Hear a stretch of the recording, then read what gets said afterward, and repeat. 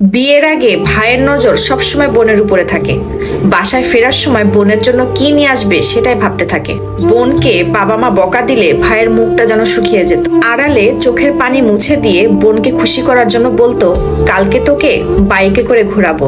বোনের দিকে কে তাকালো, কে চিঠি দিল, কে কথা বলল, স্কুল কলেজ থেকে সোজা বাসায় ফিরলো কিনা, খারাপ কোনো মেয়ে বান্ধবী জুটলো কিনা, নানান চিন্তা নিয়ে ভাইয়ের সারাটা দিন ব্যস্ততায় কেটে যেত।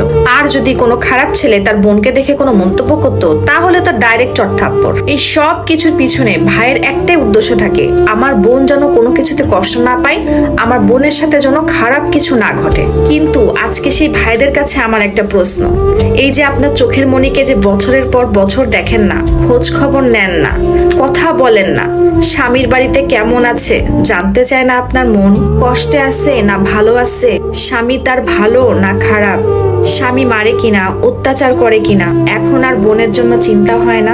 নতুন বন্ধনকে শুধু খুশি করার নেশায় পুরানো বন্ধনকে কিভাবে ভুলে যান। ভাইরা আমার, ভাই বোনের উপরে বড় কোনো বন্ধুত্ব হয় না, যতই দূরে থাক না কেন, ভালোবাসা কখনো কম হয় না।